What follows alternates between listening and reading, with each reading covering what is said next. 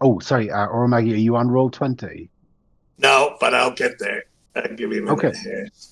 No, no, that's okay. We'll wait 2 seconds. Don't worry.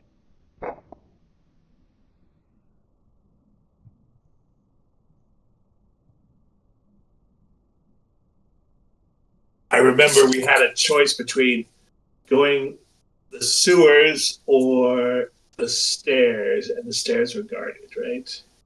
Yeah. Correct. So you'd listened at the door and you'd heard two gruff Hyrcanian accents, which you would have recognized as likely belonging to the Hyrcanian Guard, Caesar's personal bodyguards. Just another bit of note taking. Last episode, one character got an onyx ring. I marked it on the sheet as the Ring of the Rue. So just for the effects of that, that gives you two things. It allows your character to it allows your character to jump up to 25 feet vertically without incurring damage, and they also deal 1d6 with unarmed attacks due to sudden proficiency in boxing. So Oh, whoever has that ring equipped, they can leap vertically, and they can also do d6 damage with their fists. Who's got sorry. I it? Let's give it to somebody with a lot of hit points, maybe. Yeah, Uh, so looking at my my most hit pointy character is Titus with 4 hit points. That sounds right. Okay, so do I take the ring?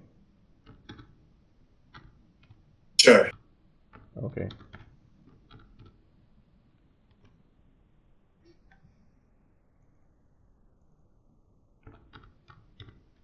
He also has a hide armor, so that's also nice.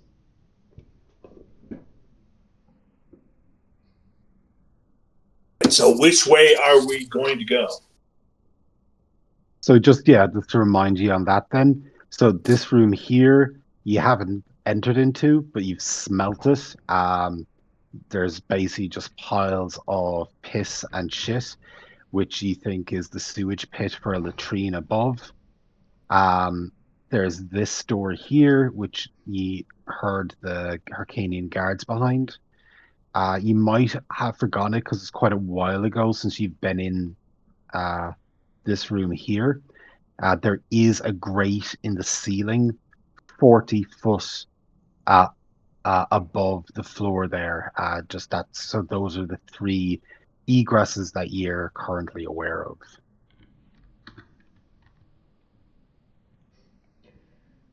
I say we go up the toilet. Yeah. All right. I might. I can't see any disadvantage to it except for the stake. And maybe there's, I don't know, maybe there's some peril to going that way. But it seems better than trying to take on guards, right? Yeah, exactly. All right. So, marching. Do we need a marching order for this? Yeah, just tell me which characters are at the front and which characters are at the back. So, Camillus will be at the front together Yeah, with Antonius. and at the rear. Uh, Titus and Juliana.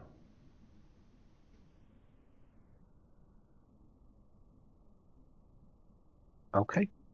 I'm in V20 now. Now let's see if I've got that other thing loaded.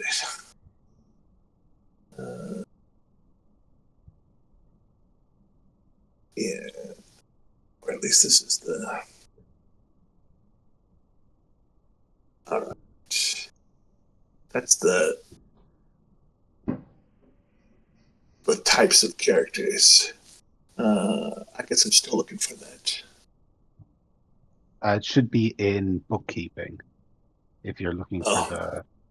for the fuel dock.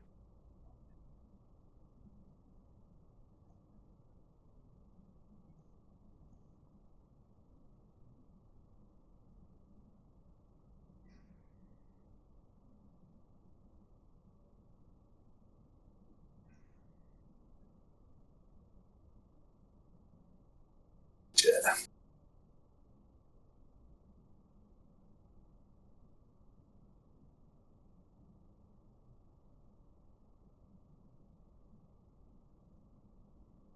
All right. Well, it'll be up in a second. Let's not wait for that to. It's just my computer's moving slow. All right. So if we, we'll head south from. We're in the room with the door, right? Let's head south, and then west to that room next door. Okay. So as you guys do that, you all feel a real strong sense of nausea as you enter the room. Like you're immediately knee deep in just this foul agglomeration of human excrement of all kinds. You do notice that now that you're in here, that there is a narrow shaft of light coming from the ceiling about 20 foot above you. You also notice snoring coming from that same direction, as in directly above. Uh, I'm also going to say, as you enter the room, I'm going to need every character to make a save versus breath. Oh gosh. Okay. Maybe this wasn't the way to go. Huh? Let's see. Okay, let's go. I was envisioning a pipe down at our level. We've got to climb 20 feet to get to that. Well, it just seems to be a fairly basic structure. So rather than pipes, it's just really just a hole in the ceiling from your angle. And then you do suspect that something's gone wrong in here because with the Imperial plumbing, you'd expect that there would be water flow trying to get away, that would be moving this stuff away. For whatever reason, that's not the case here. So it's really just like a shit pit that you're in. But it doesn't have any depth. It's just kind of. The room doesn't sink down at all, right? It's just. You seem to be you're up to your knees in filth, but there is firm ground beneath you on your feet, so you don't feel yourselves being dragged into the mire or anything like that. All right. And so there's a hole above us. And what's the height of that hole? About 20 feet above you. And how can we see how far up it goes? You can't really see much. It's just like narrow, like little things of light, almost like a halo. That they're almost like a halo. Like there's something, yeah, like a hollow circle of light coming from up there, and you also hear snoring coming from where that hollow circle of light is. Is it? But it sounds like it's beyond the reach of our ring jumping ability. No, it's just within, I think. Just within. Yeah. Okay. And did we get some rope in that room? Yes. I remember we had bits of 10 feet rope, but we've got something longer now. Yeah, we have rope. We have 50 feet of rope. All right. So I think we jump up, kill what's ever up there, and drop the rope, right? Yeah. Before you do that, I will just need those save versus breaths. Yeah, so all my characters apart from Titus Pulo, which has the ring, failed. Cool. And Paul? And I've got, sorry to be so slow to catch up. No, you're fine. Don't worry about it. Breath, 17 for the senator. I think everybody has 17, right? Oh, everybody does? Well, that makes it easy. I think so, yeah. It's only the magic saves are, or the will saves are modified by something, wisdom or. Yeah, currently you all have the same basic saves. Yeah. So 4. Why is this? Oh, we're rolling in VTT, right? I was trying to roll in Foundry, but let's just roll here. 17. Whichever you want, you know.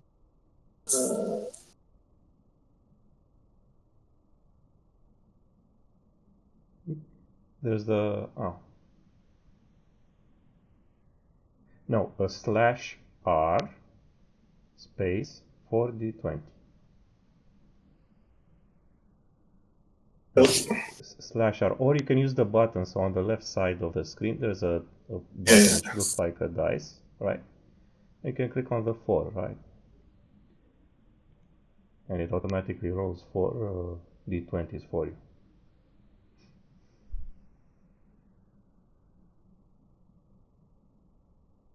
Do you see it? It's the second to last button. I see it. I'm just waiting for it to come Okay. up here.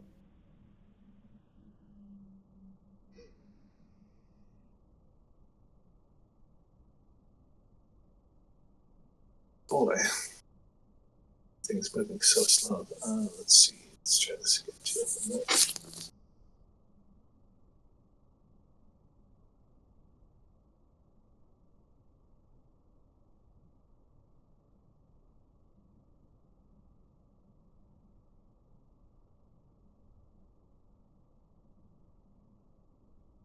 All right.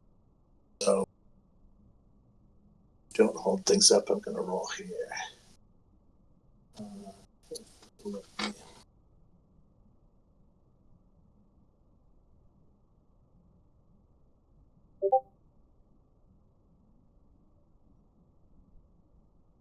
Want me to roll for you? Sure. Okay. Only one managed to get the roll. The first one. Okay. What? Which one? What number? The first one. I don't know the order that you have in it.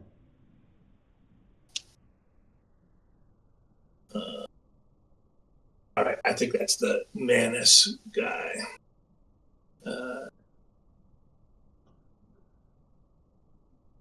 No, that's Okay. Karako the dog.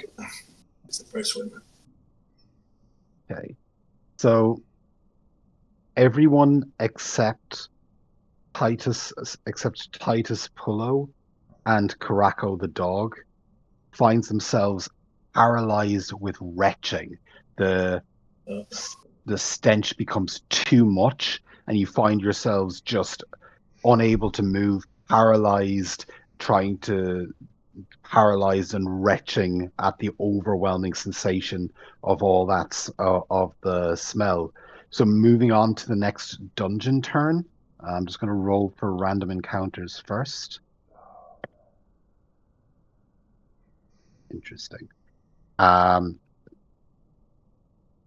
So for this turn, everyone except Karako and Titus is paralyzed, and I'm just going to roll one more thing here for a bit of fun.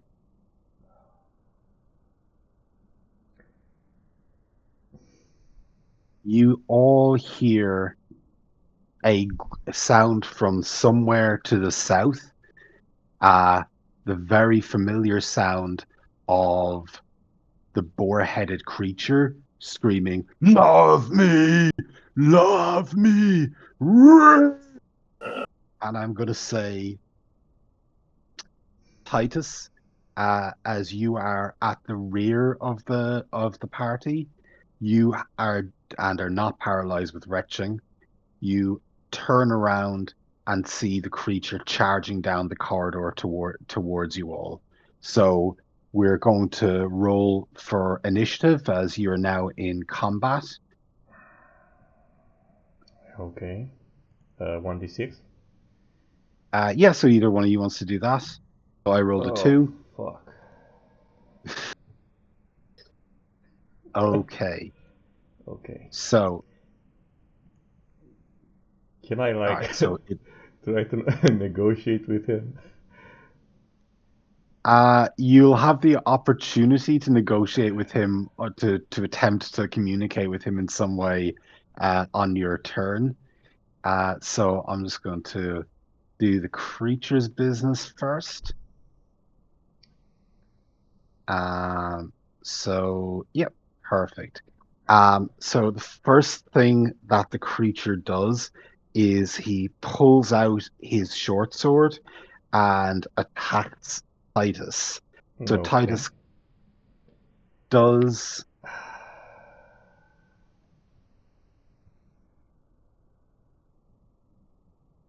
a 16 hit. Yes. Okay. Titus takes 5 points of damage, Titus is dead. Oh, and the creature is going to also attack Juliana. Okay. Um, so he bares his teeth and shouts, "Love me!" Juliana is unable to move with retching and barely notices as the creature bares its teeth and goes for her neck and does an 8 hit. No. Okay. Juliana manages to just pull herself together, just pull herself together enough to drop down into the mire as the creature attempts to bite her. So this is going to be fairly brutal. I'm going to say for this round, only Karako can act. Everyone else is paralyzed until the next round of combat. So Karako, lots riding on you. yeah, and I mean, it almost seems useless to try to attack him in this state. Um, I thought we had the protection of the of that shadow creature. Ring of the Rue, is that the onyx ring? Yep. Yeah, it's on Titus. All right, it's on Titus. Okay, I see it recorded here for Karako, but let's see what else he's got. Shiv, leather armor, citizenship papers. Um, uh, and we learned his name, right? This creature. No, the they the shadow creature only refer Liberty. The shadow creature only refers to him as Caesar's son. All right.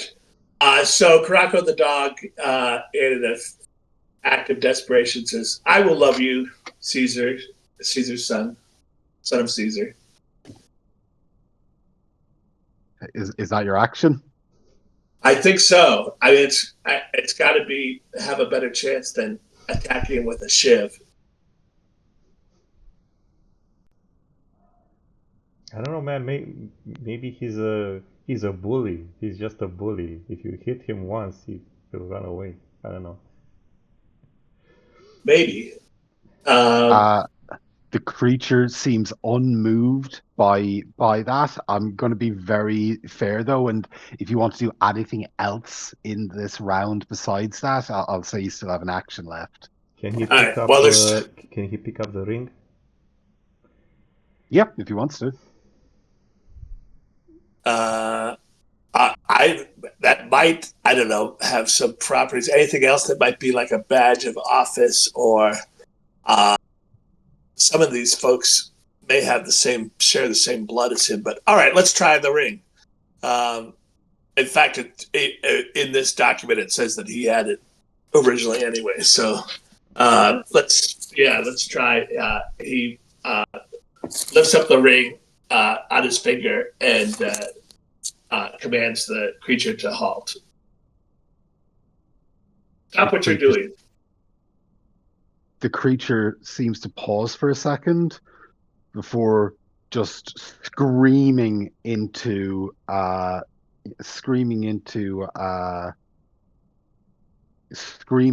Karako, screaming at Karako, and you can, even amongst the effluent in this room, his breath is foul, and you can smell it from there. So I'm going to say that's the end of this round of combat. Every other character is now pulling themselves together from the violent retching that had overtaken them. So I'm going to ask, Paul, do you want to roll a d6 to see if you win initiative this round? Sure. Maybe you roll better than me.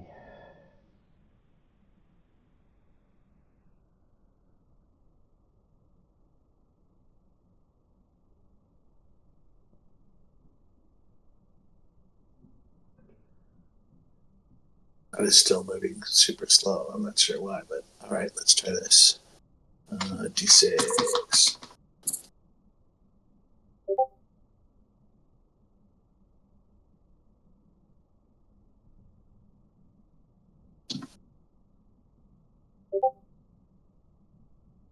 If it's a roll 20 thing, you're welcome to like roll it with physical dice or like use something else. I'm happy to Uh, take your word as to the I results, you know.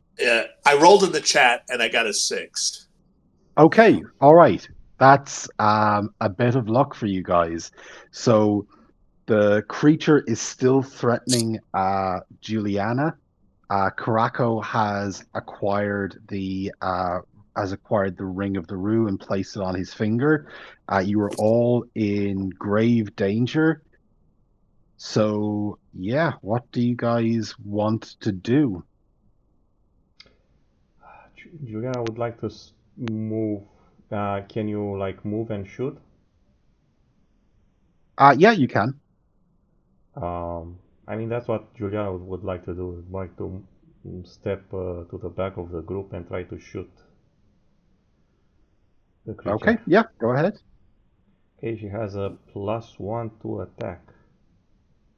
I don't know. We don't take into account distances, right? Or it's No, a it's short. quite a small space, so I'm going to say Okay. I'm just saying just a roll as normal, you know. Yeah. Okay. Here goes nothing. 10. Does 10 hit? A 10 does not hit. Okay. Um. Okay. I don't know. Like Antonius is going to try to attack him with his gladius. Okay. Does a 12 hit? No, I'm afraid not. Yeah. Okay. Uh. Camillus is my last character. He's going to try to attack him with his battle axe. Okay. Okay. No. Yeah. Okay. So that's my turn. All Okay. right. Paul, you're off. Manus Manus Hmm? has a battle axe. Let's see. I mean, Uh, that's not going to hit. Okay.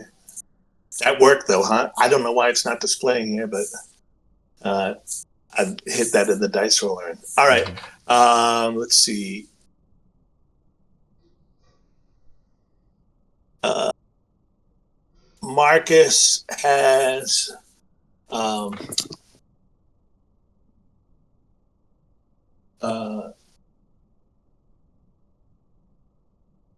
Marcus has a cyanide. He's got a dagger, but he's not going to be particularly good with it. He's only 9 strength. He's going to take. He's got a cyanide capsule and a bottle of wine. Mhm. He's going to say,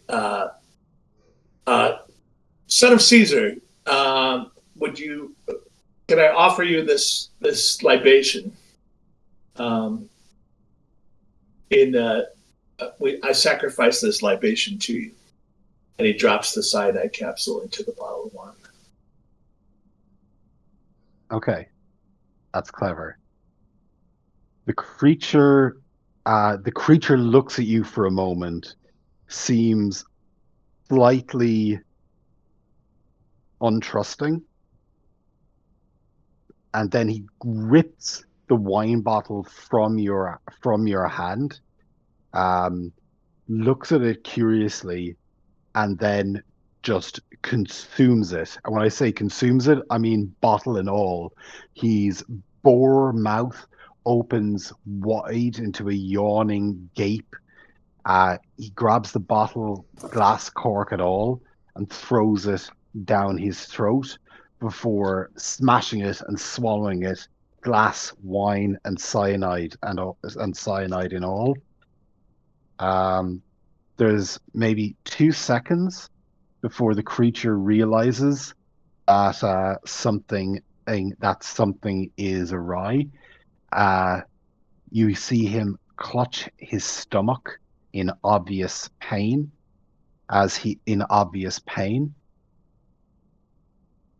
and he retches, blood flowing out his mouth. He is now furious, but it appears to have damaged him. He looks weaker. A lot of blood came out. A lot of blood has poured out his mouth. Yeah.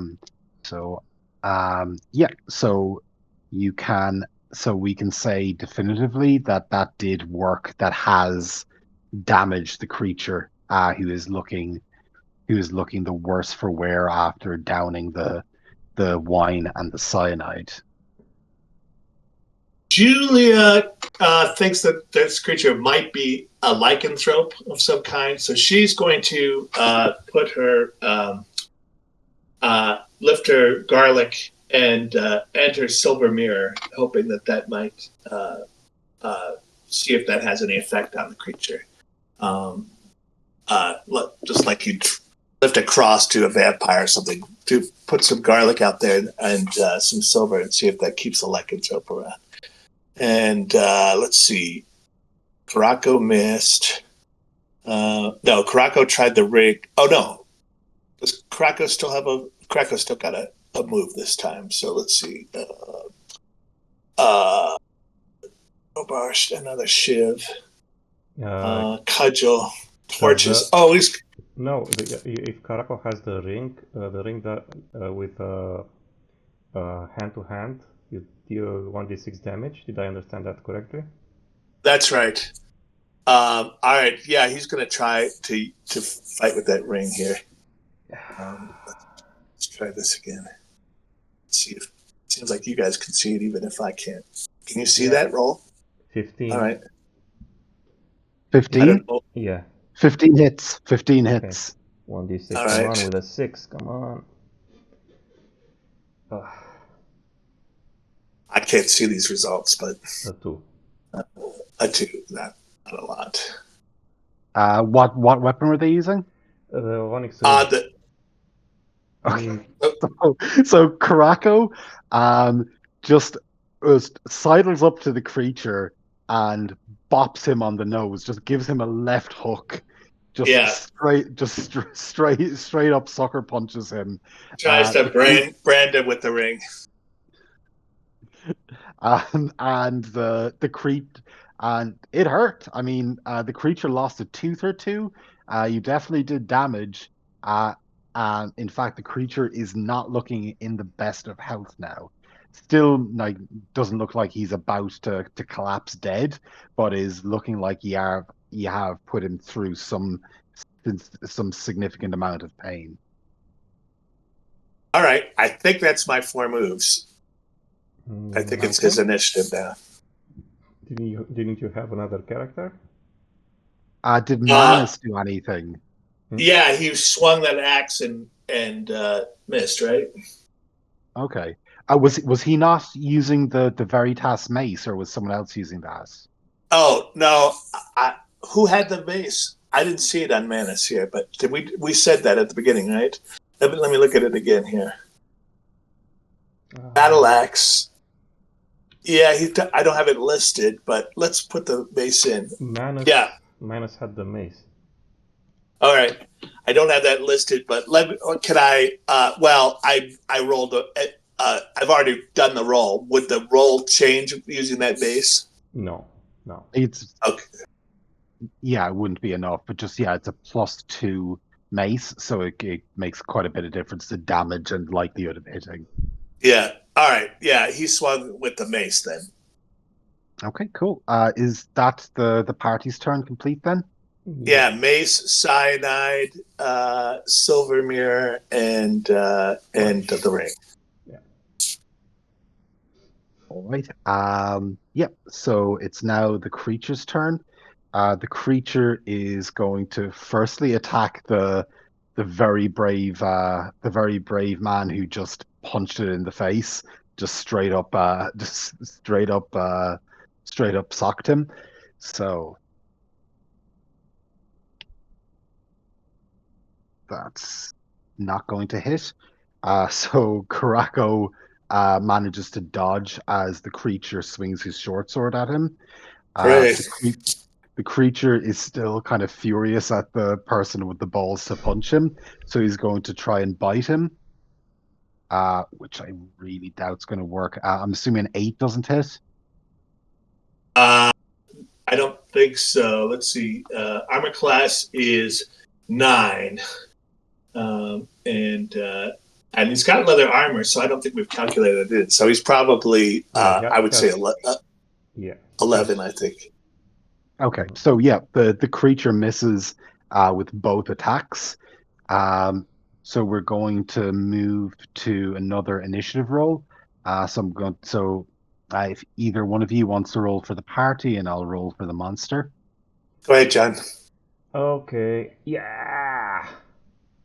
Nice. All right. 6. All Okay. right. So you So guys go Mike. first. Yeah. Okay, Mike. Can Juliana shoot the bow? I'm just going to say, I think there is a rule in OSE for it because people are engaged in melee Yeah. combat with him now. Mm-hmm. Um, I'm not going to go look up the rule. I'm just going to say that if she rolls a 5 or less on the attack roll, it'll hit No. someone Okay. else instead. Yeah. Okay. Okay. Well, in that case, she's going to attack with the flail. Okay. And she rolled a 5. Yeah. See, exactly. That's why I didn't want to risk it. Antonius is going to try to hit him with the gladius again. Mhm. 13. 13 won't quite do it. Oh my god. Okay, Camillus the Colonus with the battle axe. Come on. No. Okay, next. That's my turn. Right. Cool. Okay. Well, that had some success for Karako, so he's going to punch him again. And let's see.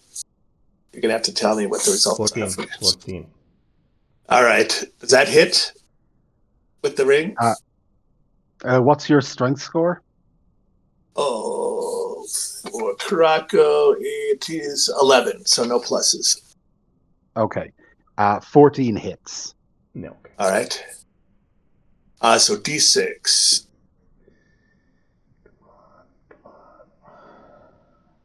4. So for the second time in a round, Karako just belts the creature in the face.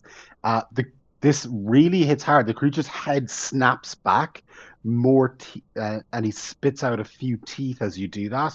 He is really looking the worse for wear right now.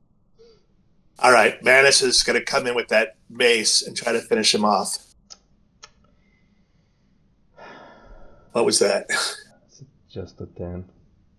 Oh. So +2 plus what is Manus' strength here? Unless it has a lot of strength, I don't think it hits.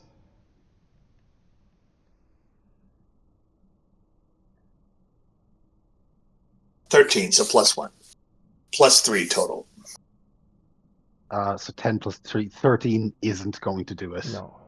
All right. Let's see. I guess we're not getting any results with our garlic. So let's all pile on and try to finish this guy off.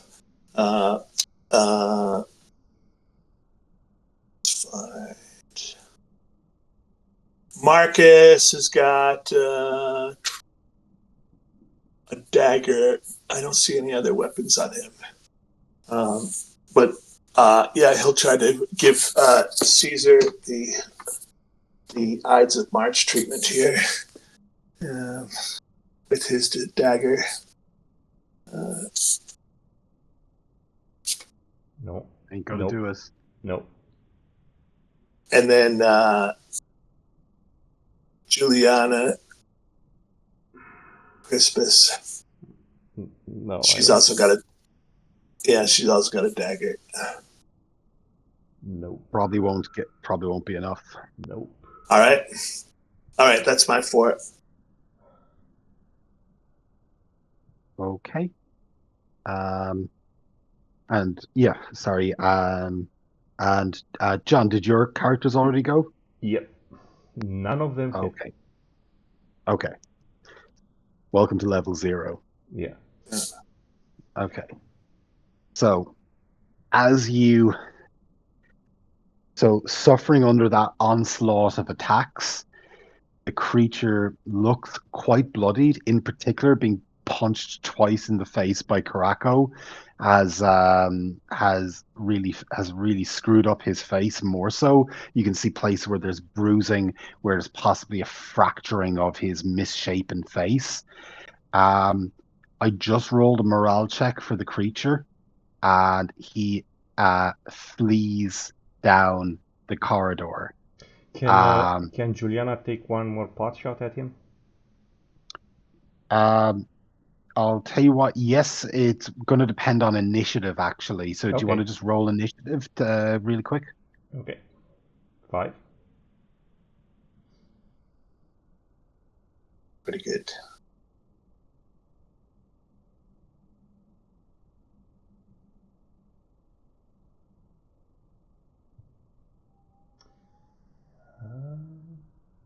Well, What's interesting. What's Juliana's dexterity? It's pretty good. It's 14. Okay, I'm going to say that you win initiative if Juliana wants to take a shot at him before he breaks line Yep. of sight. Yep. Come on. No. Oh my god. The rolls tonight are The something to behold. creature's pretty hard to hit, in fairness. Yeah. But yeah, so I'm gonna say, just for reference on the map, the creature turns this corner, just as Juliana's arrow, uh, Juliana's arrow lodges in the wall, before he breaks line of sight. So it's still the party's turn. You did win initiative this round. Do you wish to pursue the creature, or do you wish to let it go? Hmm. That's What do you think? interesting. I think we should go. I mean, we could probably kill him, but I don't think we can kill him without taking extra casualties. That's my idea. And I don't Yeah, I think think. that he can follow us. Maybe. Hopefully. Are we Upstairs. changing?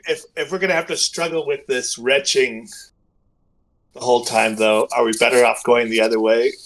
I wonder. And trying to take out the guards on the stairs. Did we get used to the smell? I'm gonna say yes, that it's the initial overpowering sort of initial overpoweringness of it that really kind of affected you. Now, after enduring it for a certain amount of time, I wouldn't quite say you've gotten used to it, but you're managing to tolerate it well enough that you're not about to be paralyzed with retching again. Okay.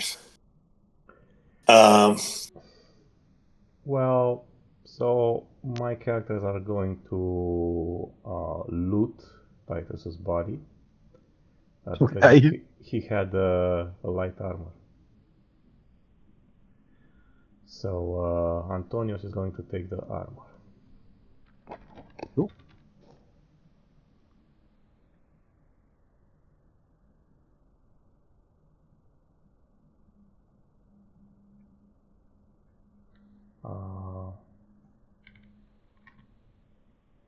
You also had a lantern. I think we should take it maybe, and a flask of oil. Yep, sure.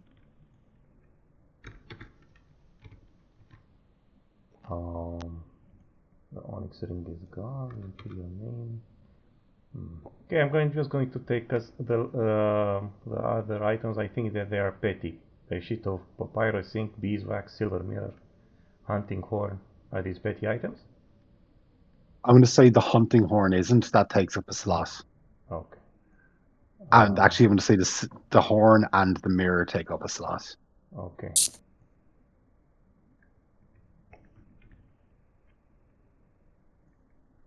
And we heard the sound of snoring up above. Can we still hear that sound? Shockingly, yeah, there's still snoring coming from the distant halo of light above you. Well, should the dog try to make that leap? He's got the ring right now. I think he's so. He's not the strongest of fighters, but he can punch. He's had some success with that ring so far. So, all right. He's going to stand under that light and say, "Give me the 50 feet of rope." Okay, take it. And then he's going to try to make a leap up in the air. Okay, so you're going to try and leap through that kind of halo of light. Right. Okay, this will be fun. Okay, so Karako, the rest of the party watches as Karako, using his newfound powers, leaps just like vertically upwards. You barely bend your knees before launching yourself. Karako, you see this halo of light. This halo of light become clearer and clearer as you get closer to it. You figure out two things very quickly. That, as you suspected, this is a fairly primitive latrine. And the second thing you figure out is that the latrine is currently occupied. You find this out because you burst up with such force that you knock the occupant of the latrine straight to the ground. So let's see this very quickly. Can I fist his butt with my ring? Are you going to try and punch him on the way up? Yeah, I think that's the thing to do. I will absolutely allow that if you want to make an attack roll. I'm going to say, because of just the nature of things, just with a -1 to it, just a little bit of a disadvantage considering that you're leaping through a toilet. That's a 4. You collide head first with an arse, hitting it with such force that the next thing you notice, you have basically leapt straight through into a small latrine. The occupant of the latrine has kind of swarthy skin, dark brown eyes, and his hair in a ponytail in the Hyrcanian fashion. In fact, a quick glance at his armor, Karako, you recognize this as a Hyrcanian guard, even with his hilt currently around his ankles. He appeared to have been sleeping when you came up. He's waking up, and you may feel some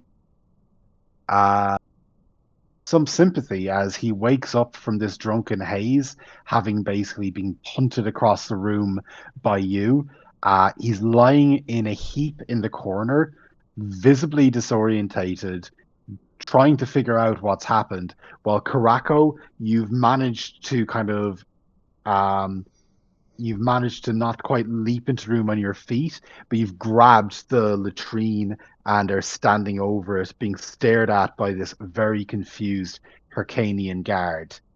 I'm going to say you've got, if you want to do something, you've got a chance. This guy is currently perplexed confused and still groggy from sleep, and maybe a little in shock with the strange person who's just leapt up through the lavatory.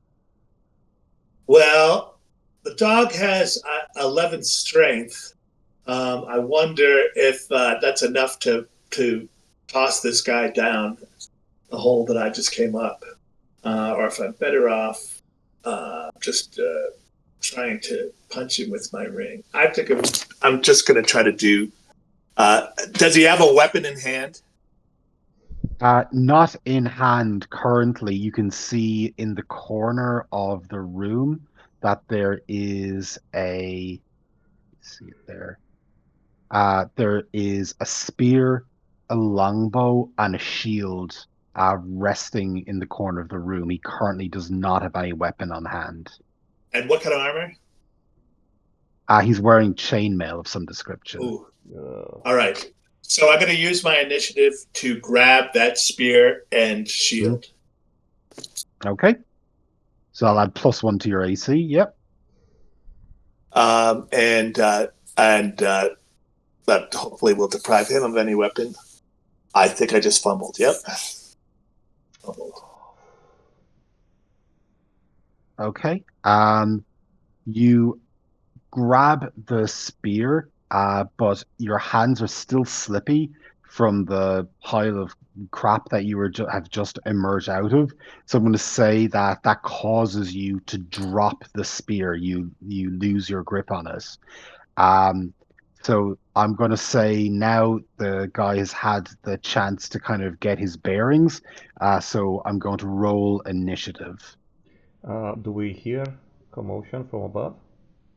Oh, absolutely. The rest of you hear this commotion. Can Juliana try to shoot an arrow with a rope above? I'm going to say she can, but it's going to have to wait until her turn in battle. I'm just going to say, just with the confusion of everything. Yeah. Okay. I don't even know what to tie a rope to yet. But I got a 2 and you got a 4, so you've got initiative. Okay. So the confused Hyrcanian guard quickly grabs the spear as you drop it, and he is going to try to attack you. So I figure out his modifier. It's a negative modifier, right? He attempts to, sorry, his tackle, I should say. He attempts to jab at you with the spear, but he's clearly still very disorientated and misses. So now it's the party's turn. If Juliana wants to try to do what she was describing there, I'm going to say she can't see this, but Karako is in the room. There's a heavy oak door to the lavatory, which probably has enough purchase that if an arrow were to get into it, it would have quite a bit of strength. Juliana isn't aware of that, though, so she'd be firing kind of blind if that's what she wishes to do. I was thinking that she was going to fire the arrow at the roof. Maybe the roof is wooden. I'm going to say there's a wooden beam there. Yeah, I'm going to say that's. Yeah. I'm going to say that would work. Okay. I'm going to say if she wants to attempt it, I'm going to say it's the equivalent of hitting an AC of 15 to get that arrow in the wooden beam. Okay, let's see. Of course not. Why would it work? It's a long shot. She's basically attempting to fire at a wooden beam through a toilet in the midst of a great deal of confusion.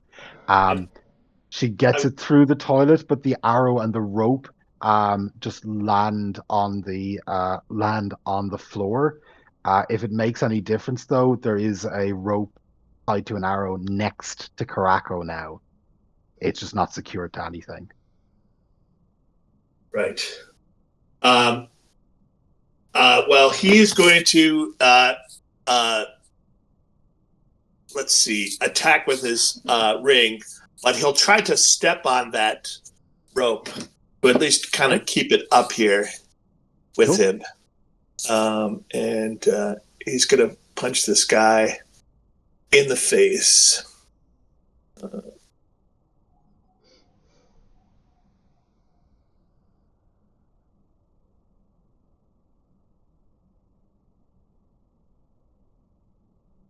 $15. That hits. That hits.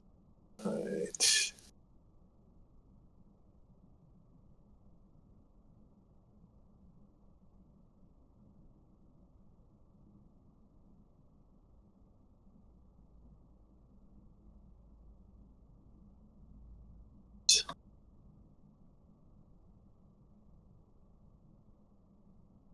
One damage.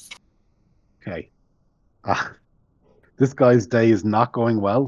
He's just seen a man and a rope emerge from the toilet while he was taking a nap. As you get a better sense of him, you get from this kind of whiff of alcohol off him, you get the sense that he's had quite a few drinks actually. Um, so so you punch him in the face, you get him in the cheek, and he looks a little surprised. And I would say, as your movement, you've stepped onto the arrow with the rope. Um, so Juliana, who fired it, would probably notice that the rope has now gone taut. Okay. So can other characters attempt to climb? Yeah, absolutely. You still have the rest of the round. Okay. Okay. Camillus is going to try to climb. Cool. Um, So it's 20 feet. What's Camillus's movement? I don't know. It's just his regular movement, I guess. I don't think he has any. In that case, I would say that he would be able to climb into the room, just into the room, just up through the Yeah. latrine. Yeah. Sure. Okay. That's his move. I assume that no other character can climb up this round. The space is too narrow for an Yeah. additional character to go up through the latrine. Okay. That there might be other things that characters can do if you want to try anything. It's still your call in initiative. Uh, no. I mean, I don't. I don't see what else we could do from down here. Paul, what about Paul? Any of your characters want to try anything? Well, I'm a little skeptical that just stepping on the rope would support the weight of even one, much less a bunch of people trying to climb that rope. I'll tell you now, it'll support the weight of one person at a time. All right. Let's see, who might I have that's the best climber? Well, the guy with the mace is going to be the most effective fighter if he can get up there. So the one thing with that is it's the hole is currently blocked by Oh, there is somebody going up. Okay. Yeah. Then they'll wait. I mean, they can't do much else to help, I don't think, at this point. Okay. All right. So if one of you guys wants to roll initiative for the next round. Okay. All right. I'll do it. 6. Yes. Okay. Roll. You guys win. So there are two of you now facing off against a very confused drunk guard who is equipped with chainmail but is pantsless and confused as two armed people have just leapt up through the toilet.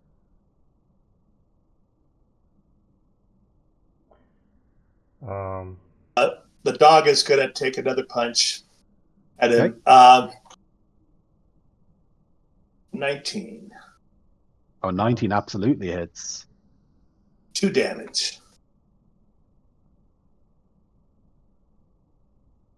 Okay, you bash him again, this time with a little bit more strength, and his nose cracks as you smack him in it, breaking it.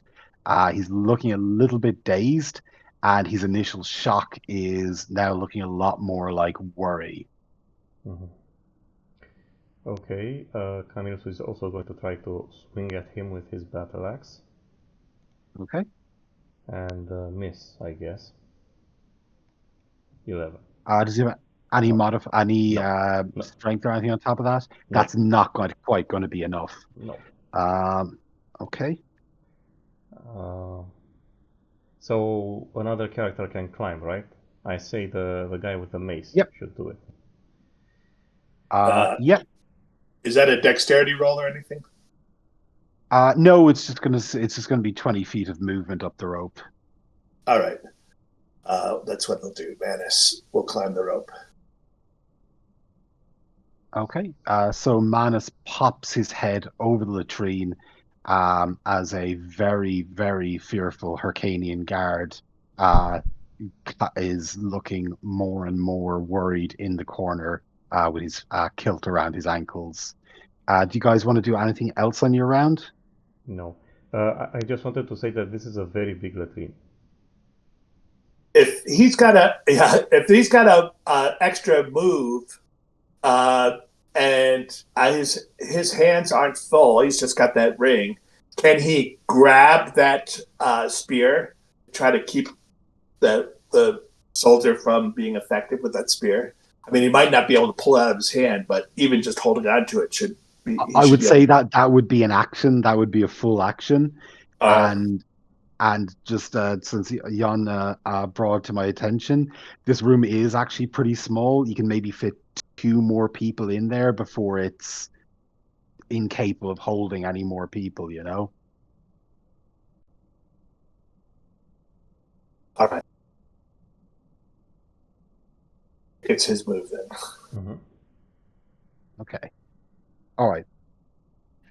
So he is getting very scared. He's lost health. He's outnumbered. So I'm going to make a morale check for him, which he fails. Um, it's going to be exciting. We're moving to a new map. Mhm.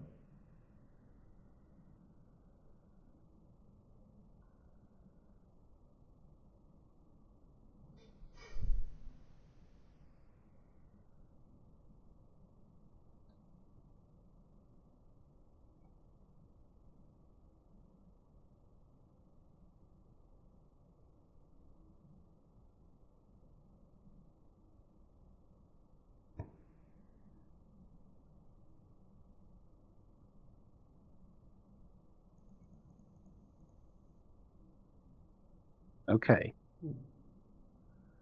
The So, graphics. so, um, you guys watch as the guard, I'm going to say at half movement because his kilt is still around his ankles, uh, pushes open this door here, and you see him run off into what looks like. Sorry, I'm being attacked by a tuxedo cat. So you see him run off into what looks to be a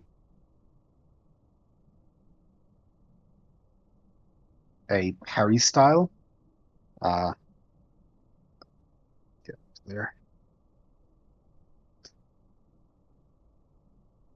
So you see him run out into an open courtyard. You don't get a good look at it, Caraco, but you can see that it is open to the sky. And after your night in the darkness of the dungeon, this is the closest you've been to daylight, and he is running out into that courtyard. So that's his turn. If you guys want to roll again for initiative. Yeah, I rolled a 1, so. Oh, Oh, okay. One. no, go ahead. You roll first. Yeah.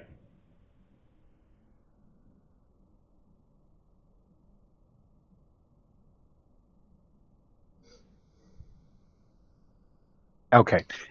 Either way, he wins.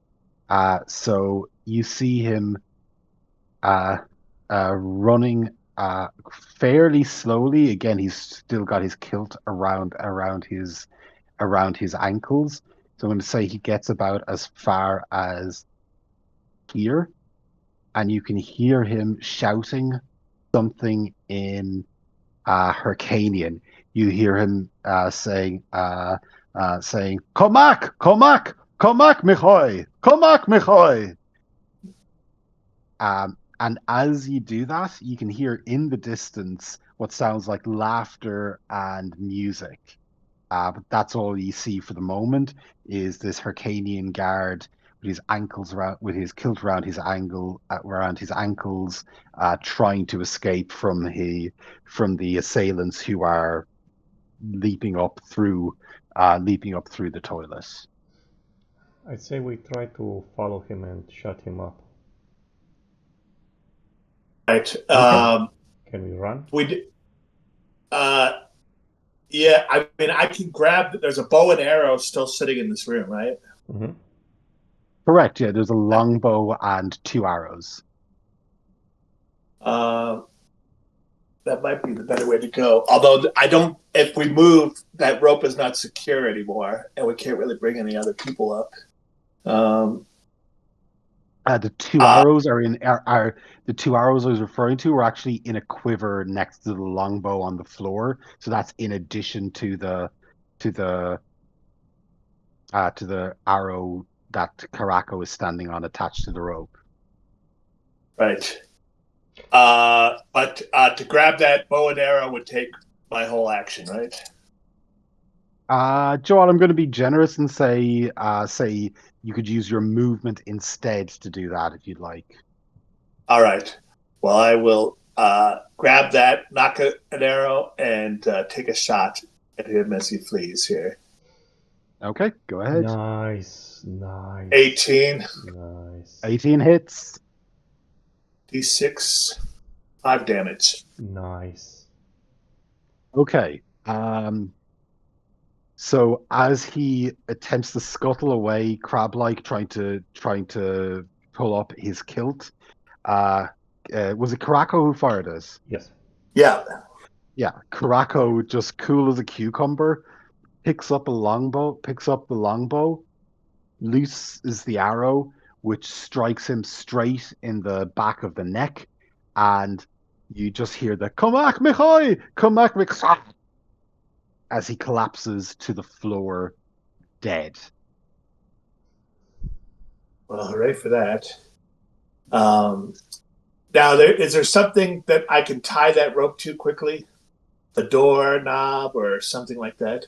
I think we The can the just hold doorknob. it. Yeah, we can just hold it and All right. Well, let's get the rest of the party up as yeah. quick as Okay. possible here.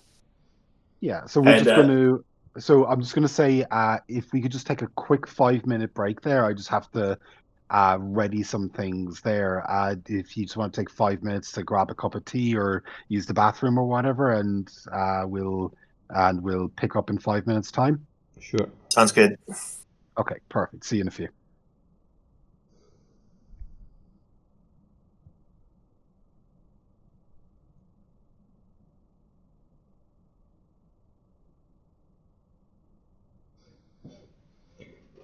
That was nice thinking with the cyanide pill and the wine bottle.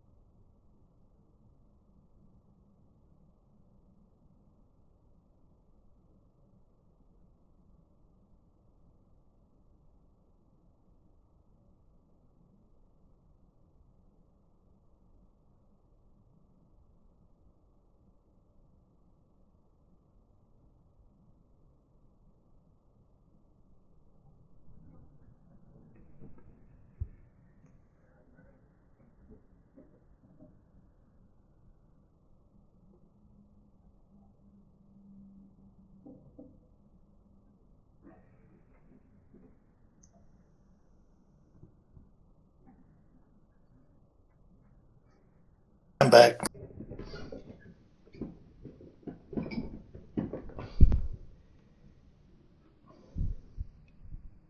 I'm back.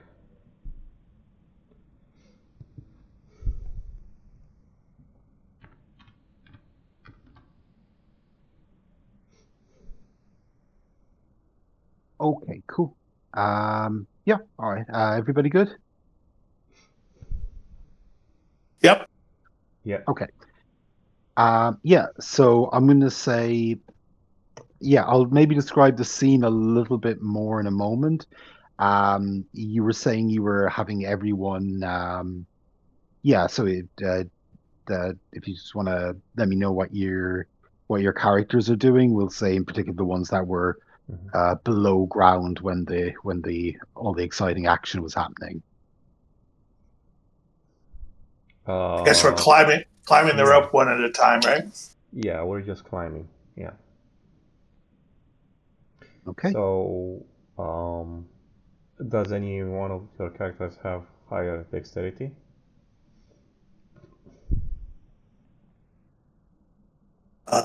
11, 8, 14. Oh, that's Juliana. That's yours. Let's see. Manus has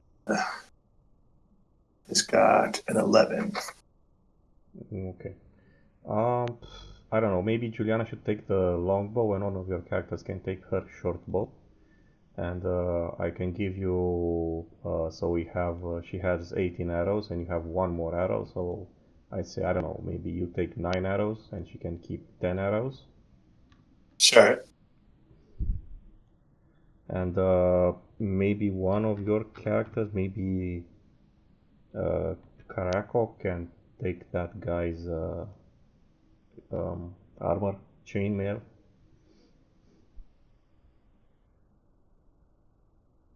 Because he has.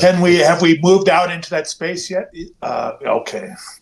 I'm gonna say that it takes a turn to do what you're describing. So if you're gathering the stuff from the Mm-hmm. corpse, that's happening at the same time as the rest of the party emerge from the latrine.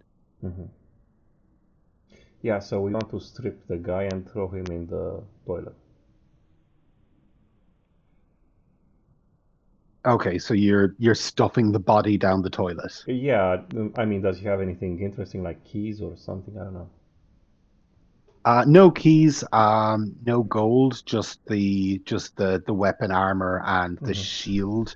Mm-hmm. Weapons armor and the shield, all of which are now yours to do with as you wish. Mm-hmm. Um, and yeah, is that what you want to do with the body to kind of stuff it down the toilet? I Yeah, think so. Yeah, makes sense. yeah. Who wants to take the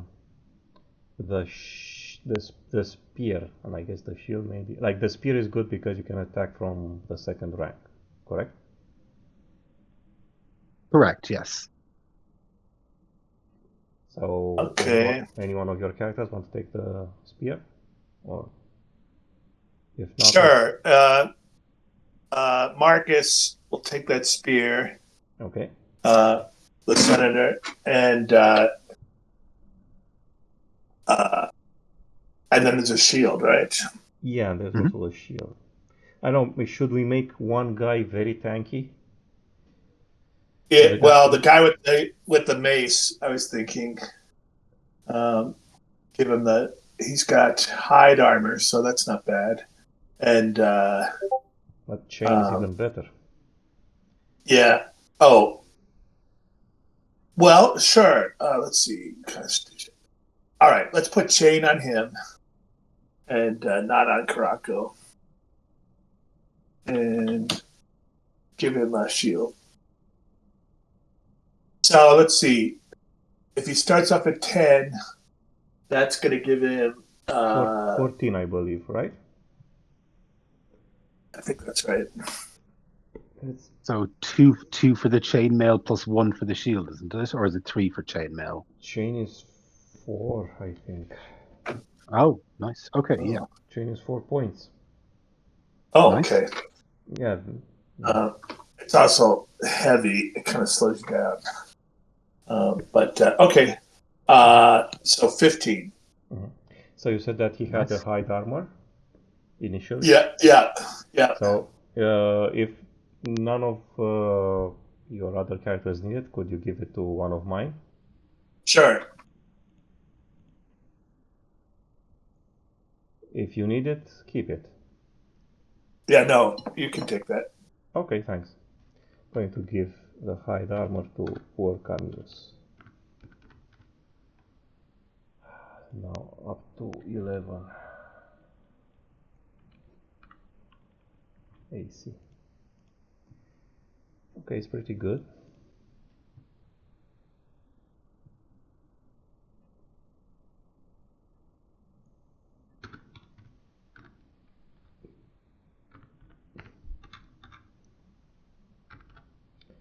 Right. Um, You said that the mirror is a it takes up a slot. How big is it? it's it's I would say large hand mirror. I'm just kind of making a call here, just kind of making a call with it, you know. Mhm. Yeah, so we'll say it's on the larger side, this mirror. Okay. Um, well, so what do we see around? Okay. So you guys find yourself in what looks like an open peristyle. Um, very, very fancy. So beneath your feet is very fine southern marble, bright white, reflecting the stars twinkling above. Currently, you guys are the only people present in this quite large courtyard, though you do hear drunken laughter and music coming from the north. Um, you also become very aware of the fact that, in addition to noticing what the room is like, you kind of get a better sense of what you're like, right? So, just for context, you guys are all now covered in piss and shit. Some of you also have blood on you because of your battles with, firstly, the creature and then with the Hyrcanian guard that you just killed. Um, so yeah, you're very smelly, a kind of a very smelly armed band, and it will likely look very, very suspicious unless you guys manage to disguise yourselves somehow. So just Mhm. to be conscious of that you guys are very, very, very suspicious looking. You're basically an armed gang that's just crawled up through a toilet and smells like that. So can we see well, or Oh yeah, you how's don't the need torches or visibility? anything. Okay. The very clear. There is starlight uh, beaming down from above. As you look up, you can see that's a clear, warm, balmy night. There's a little bit of humidity and a freshness to the breeze, but it is a warm summer evening, clear skies with the moon and stars shining down from above you. Mhm. Is Um, there is there a second floor? Uh, from here, it doesn't appear to be the case that there is. Just looking at around you at the height of the walls, you're not noticing a second story. You note though you do note a number of entrances, doorways leading off from this. So you came through here, but there's also a doorway here, doorway here, small doorway here, and then large openings to the north and the Mhm. south. Mm, Well, based on the floor that we came up from, there should be stairs off to the southeast with a couple of guards on it. And it sounds like due north, there's a lot of people that we'd probably prefer to avoid. We're looking for a woman who's having birth. I think going southwest or due west are probably our best options. Yeah. Oh, and just for. Oh, sorry. Yeah, no, sorry. Go ahead. No, I just said that would like to use Antonius with his mirror to look around the corners. Okay, that's going to take. That's quite a lot, actually. So that's probably. I'm going to say uh, at every entranceway or just some of them. I mean, I don't know. I think we should definitely check here and here just to make safe, just to be sure that there's nobody waiting for us from behind the latrine. I don't know. Okay, I'm going to say that that'll take one turn then. Mhm. Um, so matching it up because it's a big old map.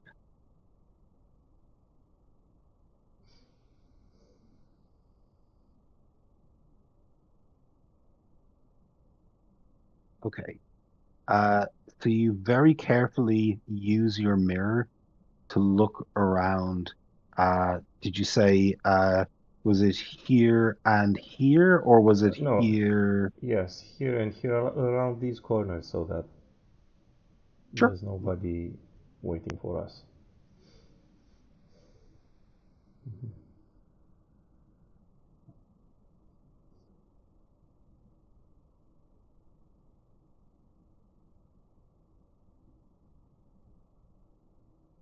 Okay.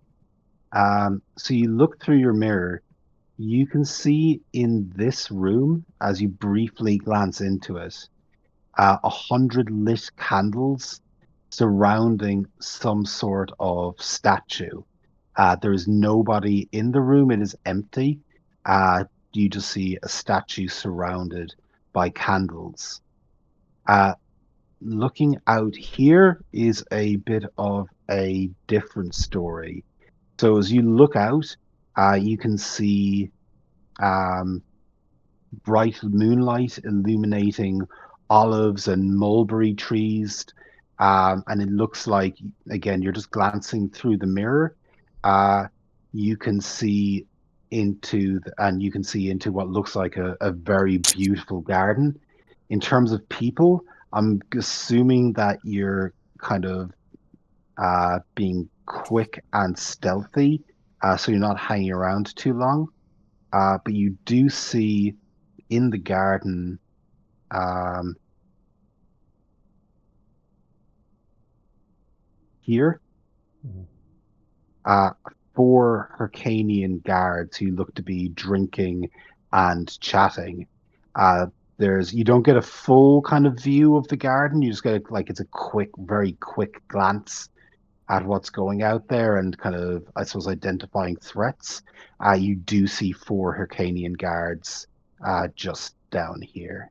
Mhm.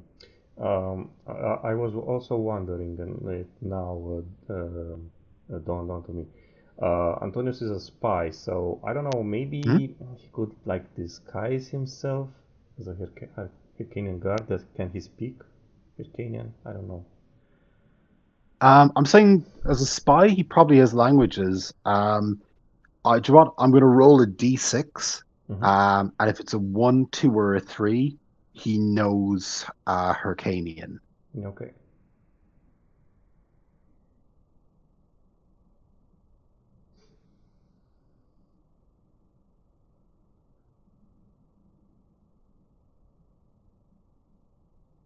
He No, does not know Hyrcanian. that sucks. Do we recognize the statue in that western room? Like Uh, you what god or goddess? you would need probably to enter the room to get a closer look at it.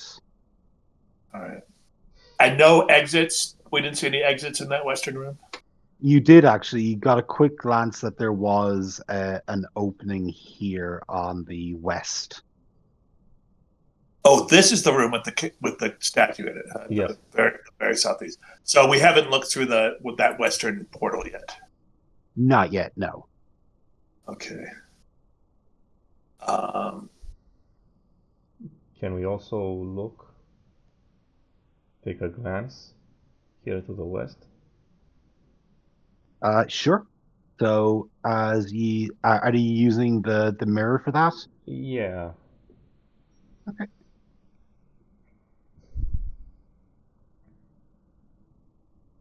So you get a quick glance into that room, which is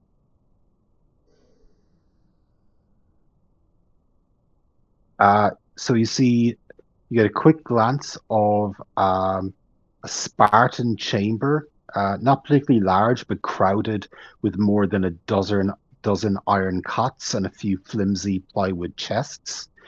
Um, as you're looking, you do notice that there is an opening to the north.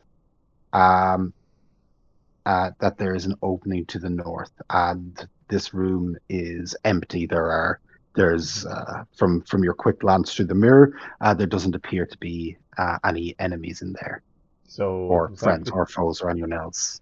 it looks like a barracks. Potentially, yeah. Look, very Spartan, minimalist. It's a dorm or a barracks or some very meager, very Spartan. Spartan in the sense of Mm-hmm. like Yeah, not really decorated or particularly nice, you know? yeah.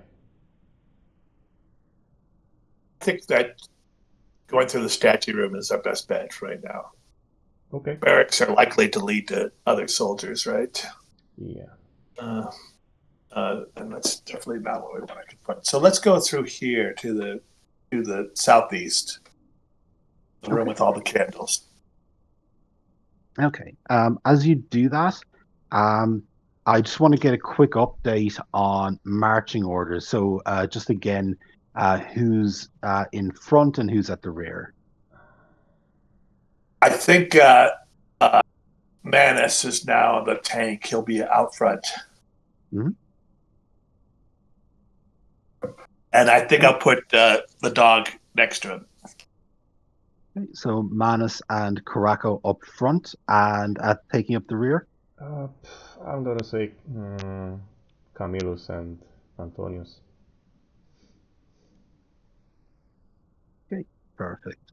And the archers in the middle, maybe. Cool.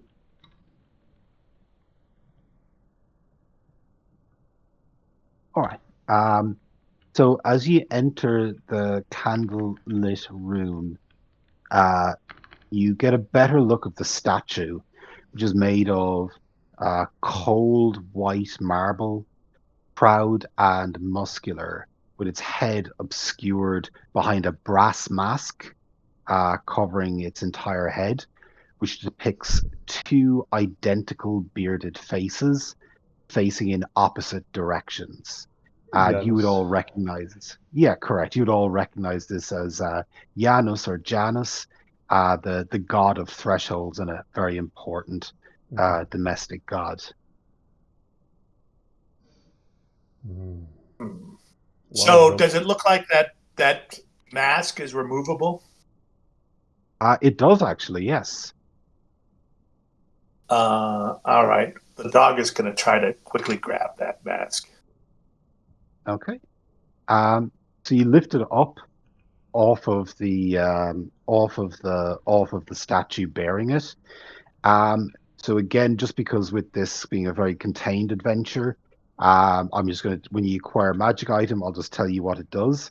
So this is the Helm of Janus, and this allows the wearer, the specific PC wearing it, to see clearly both in front of and behind them, as if they had a second pair of eyes on the back of their heads. So as Karako places that on his head, he has a disorientating moment as he suddenly realizes that he can see simultaneously in front of and behind him. And if you want to note on Karako's sheet, Karako cannot be surprised while wearing the helm. As a rear view mirror. Correct, yeah. That he experiences inside his head. So it takes a moment for him to orientate to that. But yeah, he can now see just as well behind him as he can in front of him.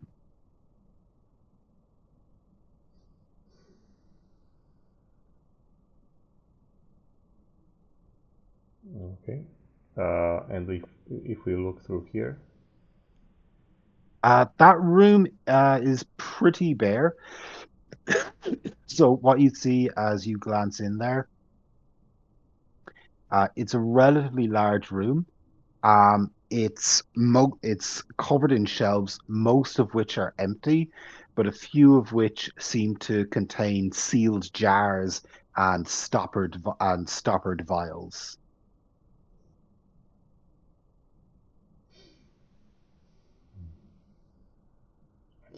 Um, Maybe we should inspect the vials. Sure. Um, if you so I'm going to say that's a search action, which is going to be a turn. Are you okay to do that? Maybe. I mean, I'm thinking maybe we can find like an offensive potion. Because a healing potion, I don't know. With 2 hit points, I don't think it matters that much. But I don't know, maybe you can find something like a Molotov cocktail or something. I think it's worth Okay. checking out. What do you think?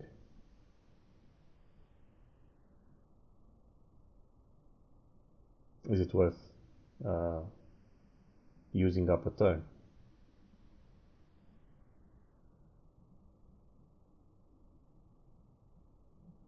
Or Maggie?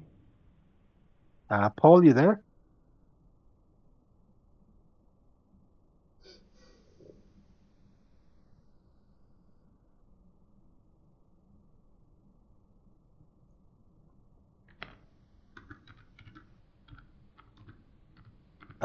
Paul, oh, I'm just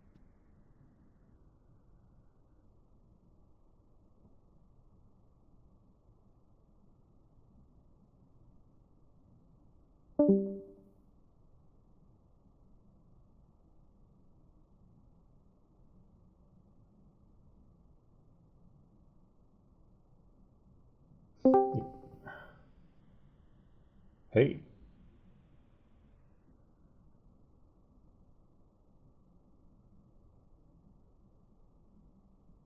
Hello? what's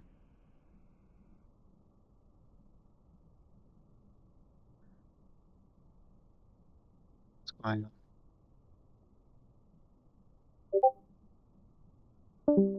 Oh, we can't hear you.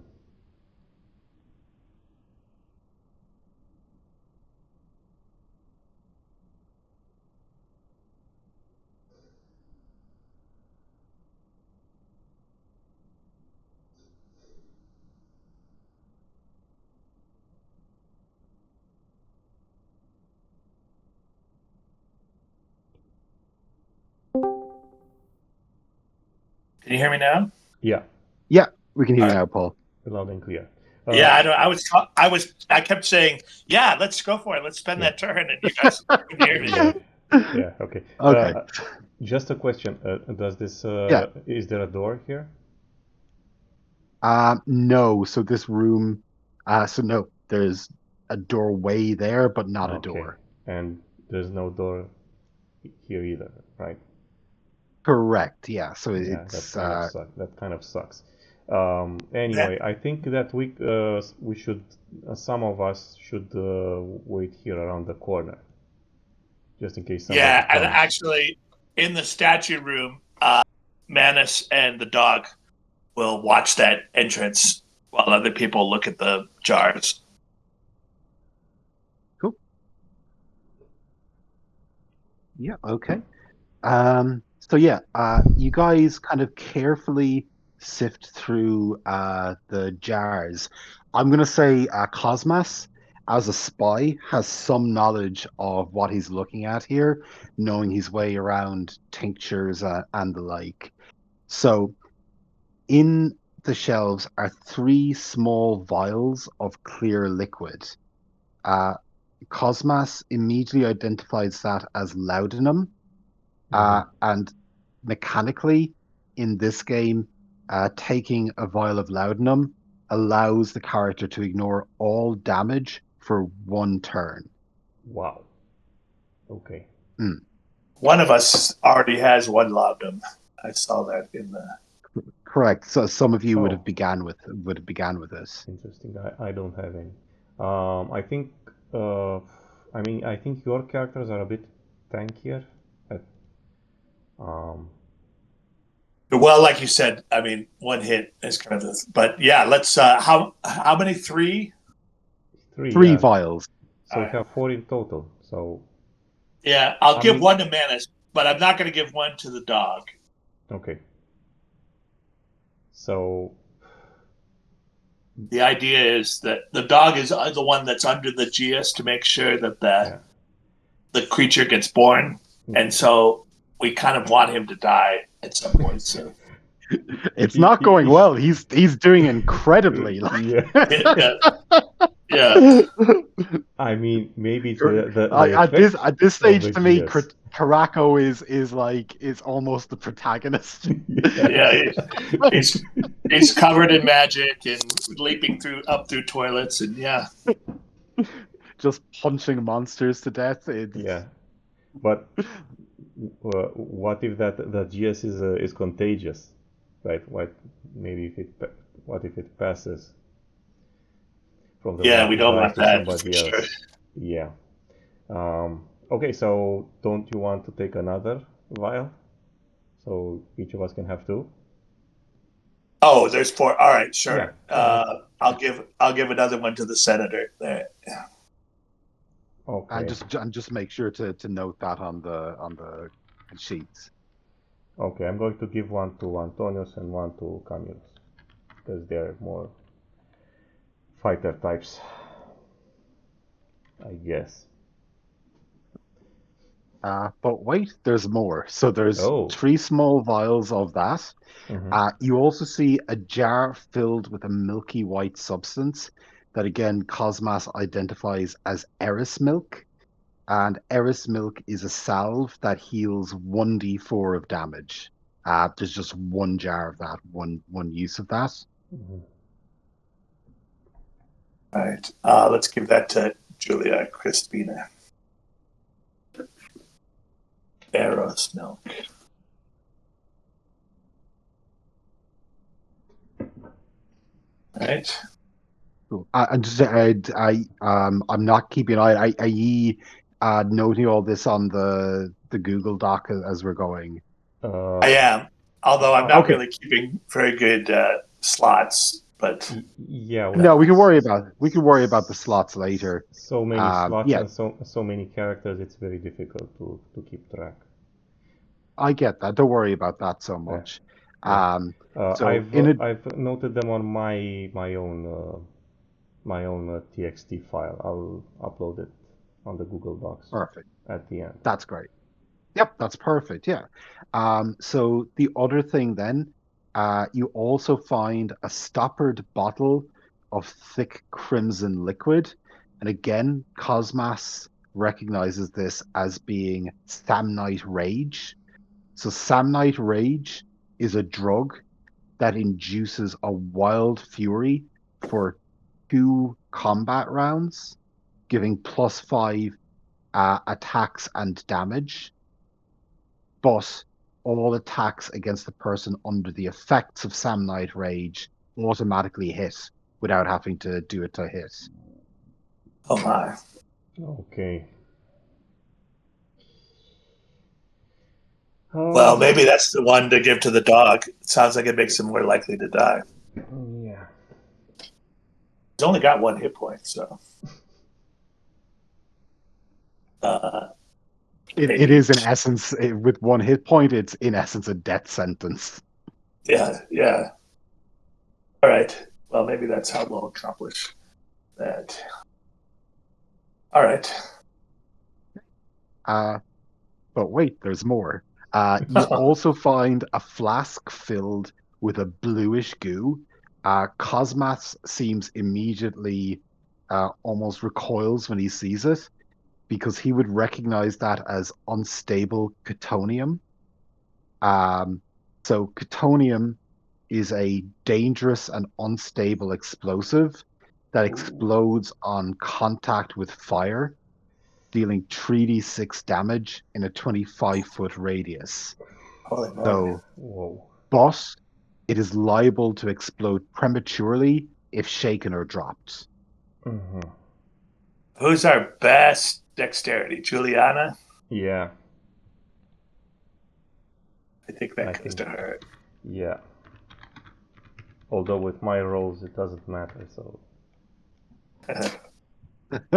Well, that could, I mean, especially if those voices to the north are partying around a bonfire or something, we could take out a lot of guards pretty fast with that. Yeah. So yeah, so Juliana's taking that. Yeah. I'm gonna put a big old asterisk next to her name.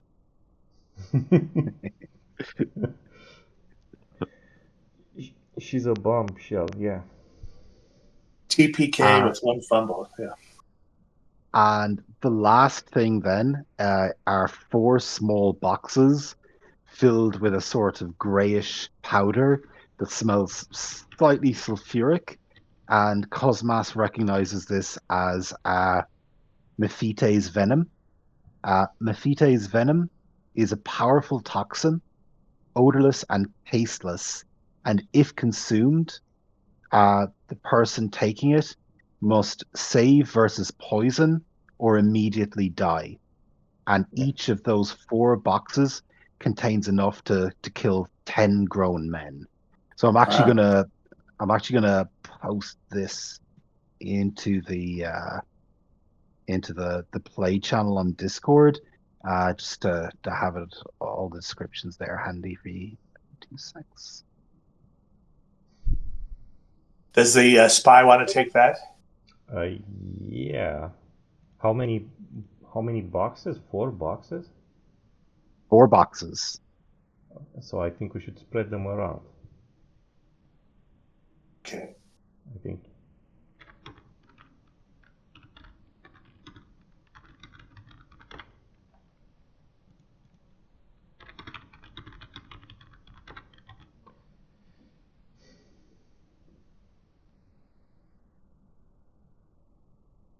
Okay.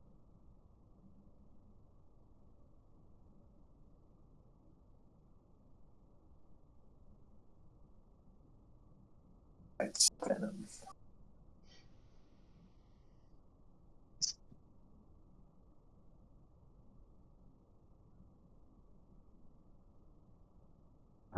Yeah, and that's your haul, though quite a haul it Mhm. is. Yeah. Yeah, it really is. Well, I'm glad we went that way first, but it looks like that's a dead end after Mhm. that. Yeah. Which way do you Can, want to go next? can we see anything over here, or is it too far away? You'd have to go over. You'd have to go over to that room just to move over there, Mhm. Are and just the because. the guys here still not paying attention? Yeah, they're not really very attentive. They are. I'm going to say you can get a little bit of a better look at them now if you want to pull out the pocket mirror again. Mhm. Yeah. So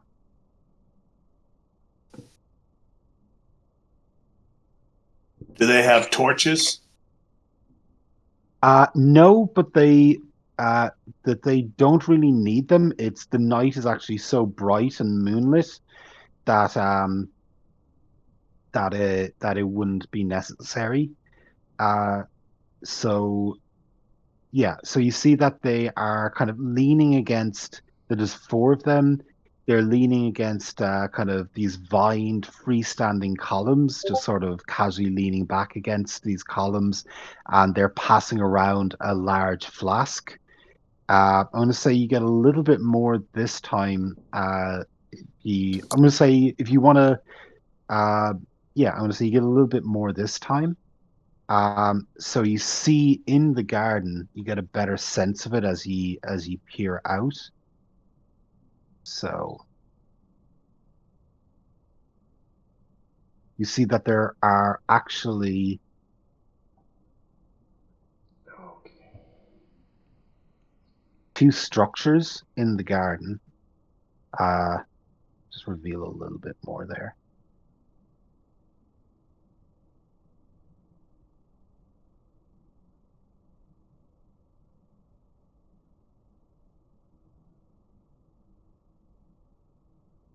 Yeah, so you see that there are actually two structures in the garden.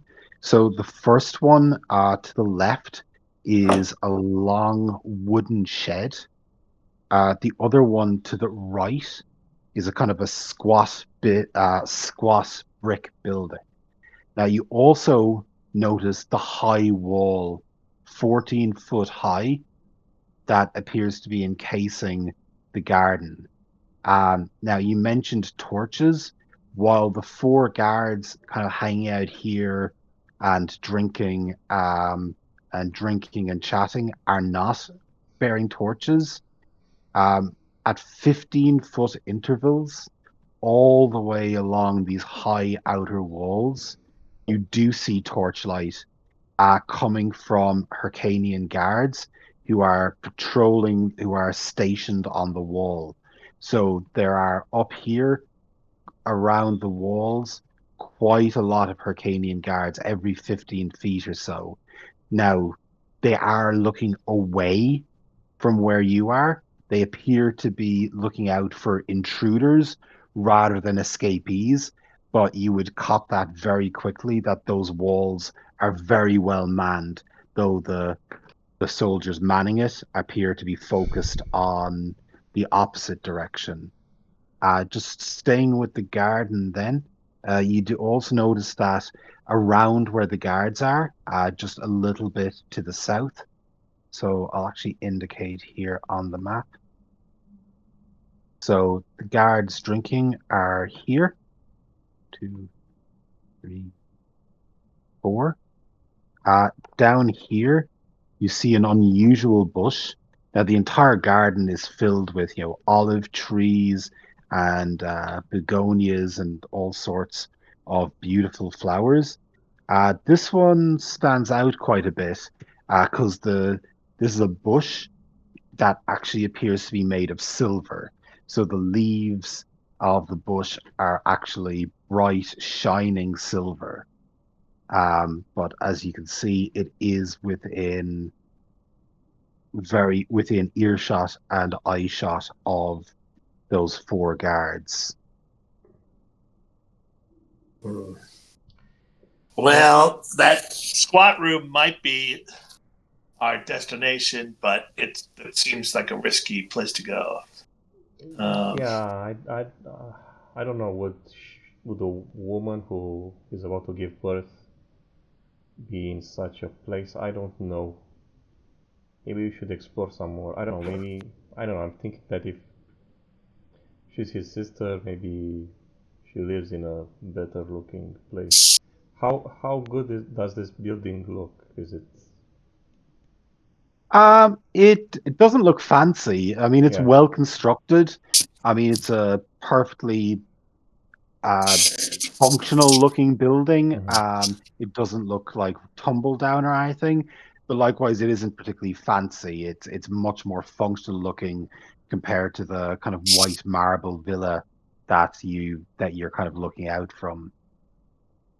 Yeah. Still, if they know they're giving birth to a beast tonight, they might put her in some separate space, But True. I'm not sure. True. I think we should explore more before risking that. It seems like, yeah, I mean, if we got into a fight with those four guards, even if we were successful, it seems likely we would attract the attention of the walls and have the whole place coming down on us. Yeah. Yeah. Let's explore some more. How about to the northwest? You want to go that way, or you want to check out the Oh. little ones to the? Uh, Can we? I think this one leads downstairs, probably. One of those does, but we're not necessarily going to be visible if we cross this entrance, are we? Everybody's got their back turned right now. Could you just indicate which entrance you're talking about? This Yeah, one. let's see it. This one. If we go from here to here, I don't know if you guys could see that, but these guys all have their backs turned, right? We're not going to be too visible if we go this These way. ones? Yeah, they're chatting. Their attention is all like on each other and on the flask that they're passing around. So right now they don't seem to be paying much attention. That don't seem to be paying much attention. All right. Okay, let's try to sneak around here. I think, I don't know, we probably know where this leads, but let's see. Sure. Okay. So yeah, you probably would have figured this anyway from just your sense of where above ground compares to below ground. But as you kind of look into that room, it's pretty bare. Just a set of stairs going down into the darkness. And you can see torchlight coming from down the stairs, two torches. Mhm. Yeah, Mm, there's a couple of guards down there, we think, right? Yeah, All right. I think we skip that room yeah. and go east. Mhm. Let's look around here. Okay.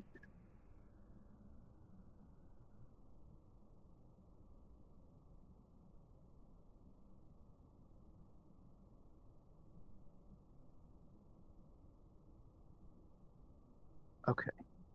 So as you look at that room, which is oh, sorry, cat's attacking the computer here. As you look into that room, it is thankfully empty.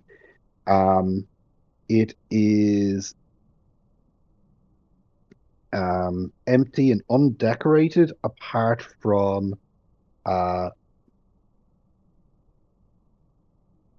from dozens of what look like beeswax death masks, bearing the faces of proud, stern patrician forebears staring down from the walls. Um, and there is a door on the eastern side of the room. And if you look around this corner, It's a third room you're checking out, so I'm just going to call that turn. 2 seconds.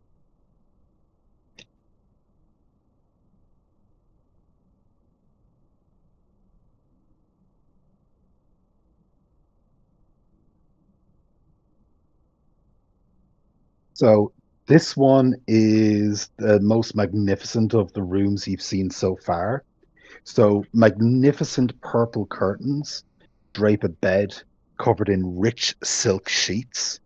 A large wardrobe stands in the southeastern corner of the room, while the entire eastern wall, so this one here, oh, sorry, this one here is dominated by a beautiful fresco. And as soon as you glance in the room, the opulent piece within it is disturbed by pained female screaming coming from this door beyond this door here.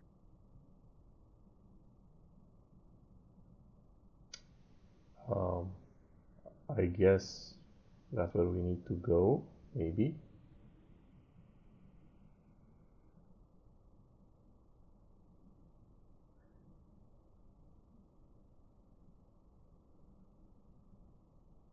Well, I guess you What guys, would you Juliana think as a woman and Julia?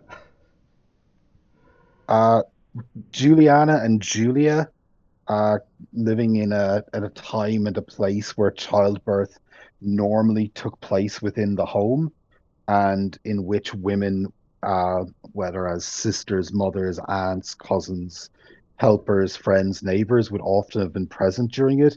They immediately recognize it as the pangs of childbirth. That is a woman in labor that they are hearing. Okay.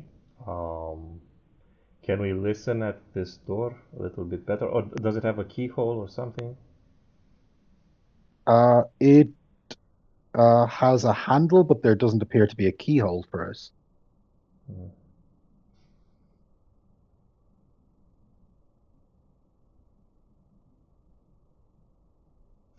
Can we look under Just the one. door? Is there light coming from under the door? Or? There is candlelight coming from under the door. I just want to check, Paul, have you lost audio again? We're not hearing it.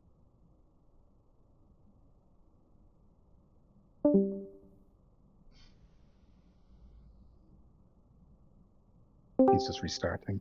Mm. Me and my friends have switched to Signal for audio when we play. Might be worth considering, yeah. It's really good, really good. Is it just Really, more reliable, like? yeah. Oh God, It's yeah, far wow. more reliable. Yeah. How about that? Hey, Can you, Paul? Hey. yeah, can you hear me? Yeah. Yeah, All we can right. hear you now. Yeah, so Yeah, you were probably saying something we just didn't hear is. yeah. And actually, my uh, my VTT is also my D20 is also like hanging, Mm-hmm. but I don't know if that's network going on or what. We are having a very windy day here, Mm-hmm. so maybe there's something up. But all right, so I can't really see it, but there's a doorway to the north of this room, right? That's Yes, where and the sound is coming from. yes, and we also I have another doorway in another room that we haven't checked out yet. Is there anything that we hear from there? Can we listen at the door? Yeah, so it's going to require, I'm going to say that's like moving and then listening at the door. So that's going to be another turn. Yeah, I think I don't know. I think we should try it. I don't know. Maybe see. Here's what I'm trying to say. Um, Sure. I'm thinking maybe we can get Julia and Juliana cleaned up, Mhm. and they can pretend that they're midwives or something. I don't know. Like that's my idea. Well, there's these death masks. I mean, that could be a bit, but they're not going to clean up the shit all over us. So, hmm. Well, Are there see, are that's there why. Yeah, no. I thought that maybe we could find some water or something, some running water. Or, yeah are there clothes in this room? In this room here, there The, is a or this room. honestly, I can't see, but the room that we're in right now. This was So uh, the room with the bed that's kind of nicely decorated. yeah. There is a wardrobe in that room if you want to check what's in there. Uh, yeah, I think so. And again, I'd also want to try this door. I'd like to listen at this door. Okay. So I'm going to say that whichever character you'd like can go listen at the door. Yeah, While if you want to, someone Antonius. else can. Yeah, Okay. Antonius would like to listen at this door, and the ladies can look in the wardrobes. Okay. Perfect. So the ladies who look in the wardrobe find five beautiful five beautiful dresses, exquisite blue, a garnet ring worth 120 gold pieces, a pearl necklace worth 300 gold pieces, and a burnished gold fibula worth 400 gold pieces. So you get five beautiful dresses, a garnet ring worth 120 gold pieces, pearl necklace worth 300 gold penis as gold pieces, and and a bur- and a I was thinking of the creature's dangling phallus, and a burnished gold fibula worth 400 gold pieces. As the women find, these beautiful dresses and jewelry. As you listen at the door, as Cosmas listens at the door, he hears. Bear with me a second. It's a big old map.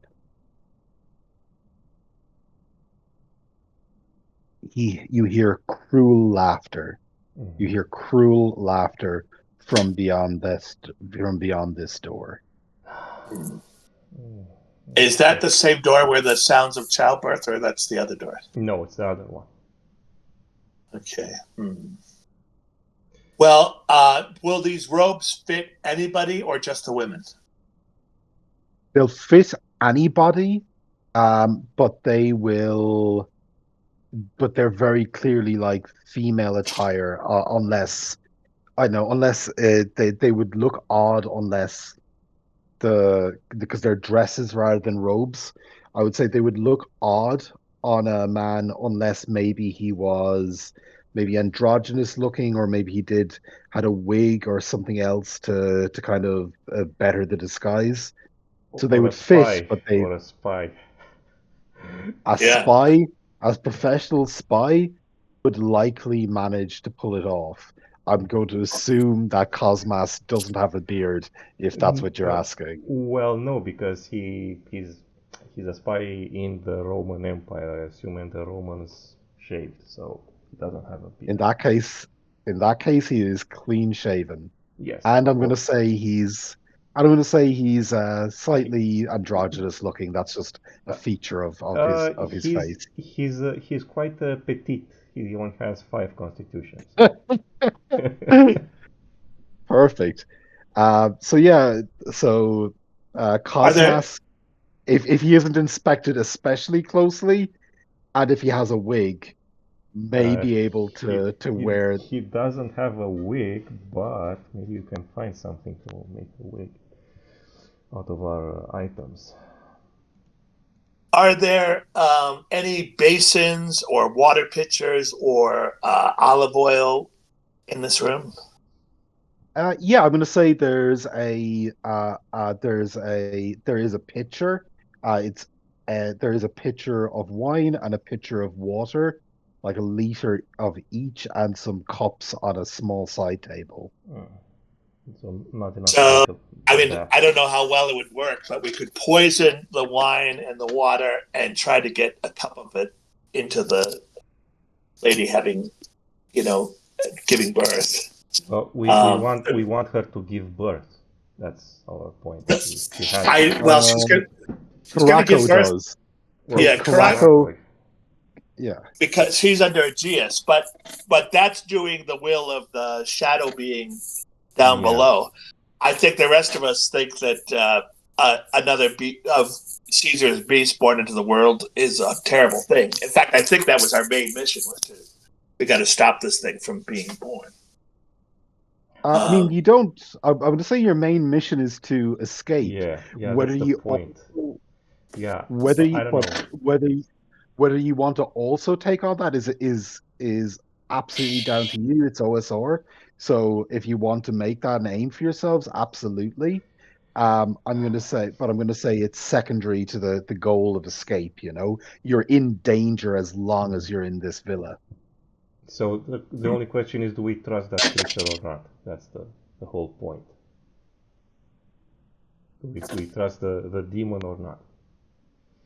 Oh well, I mean, I think the demon is honest about their intentions.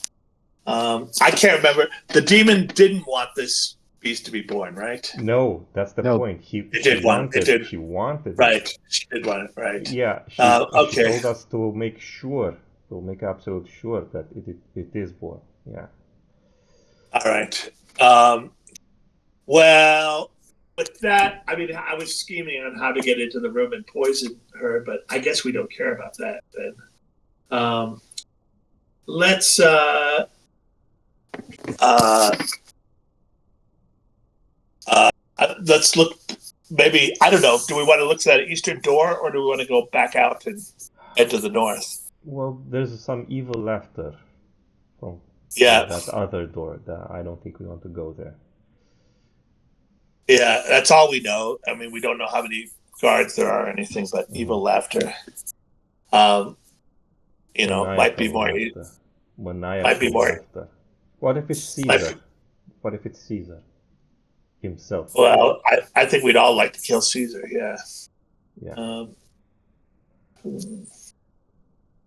Well, I'll go either way. Do you want to go back out into the courtyard, or you want to go through this eastern door? I don't know. Let's go I through the think eastern door. Sorry. you're going through this door. No, through the door with the laughter or the door with the screaming. The door with the laughter, I think. The laughter. If we don't care about whether she gives birth to a beast or not, then let's just concentrate on getting out of here. Okay. What did you want to say, Liam?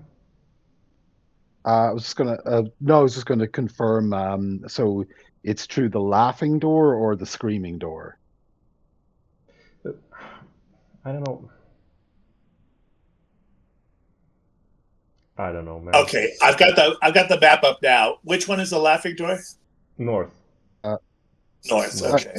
no, this is this is the laughing door where the laughter's coming from, Yeah, and yeah, yeah. this is where the Sorry. screaming's coming Yeah, from. sorry. Yeah, Yeah, so screaming, laughter. Okay. Well, cruel, mocking laughter. Yeah. I don't know how many people will be in there giving birth, midwives and stuff, but there probably would be fairly easy to dispatch. If there was a door in that room, that might be a good way out, but I kind of doubt there will be a door there. Yeah. Same.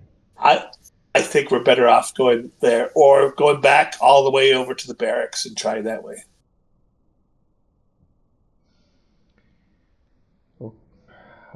Okay, I guess we can try.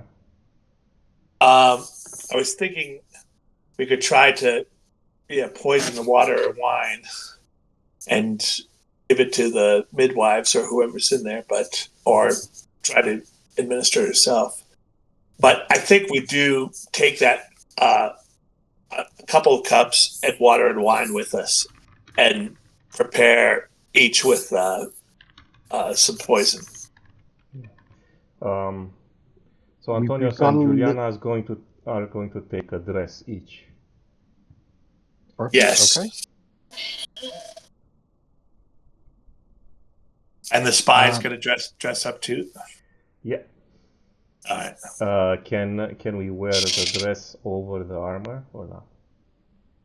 I'm gonna say no. It's you could, but it's just gonna look so Yeah, it's gonna look weird. strange. It's gonna look really odd. Yeah, no, we're just going to take the dresses with us. We're not going to dress up. Again, if we can clean up Sure. ourselves, maybe. Okay, Yeah. cool. But until then, no. Okay. I thought about taking the death mask. From a distance, it might make us look more normal, but close up, it could really infuriate people if we were wearing their ancestors' death masks. Yeah, I don't know. I guess I'm on the fence about that. I was gonna say we've gone a little bit over time. I was kind of waiting for a kind of a natural moment to I think to kind of I think this is it. yeah. Okay. So yeah. So look, we're going to finish it up for today. It'll be nice because the next session we're going to start with a lot of options to potentially explore. Yeah. Yeah, and if you just want to update the Google Doc, because you got quite a few goodies that last this session, and yeah, we'll call it a night. Yeah, I really neglected to do that. Yeah. Now, Liam, you're in Ireland, right? Are you in Western Ireland? Is that that the way you say ye? I associate that with like Cork. It's Cork. I'm in Cork City, like. Yeah, I've been there once. I've got a grandfather, an O'Connor from Tralee, and a grandmother from a little village up around Blarney Castle. So basically down in your neighborhood there. I was there once in 2005 with a lot of relatives driving us around the country and so forth. But been to Cork just for one day. Yeah, where I am is only like 10 minutes from Blarney, so probably pretty close to where they're from. McCarthy from there, yeah. Yeah.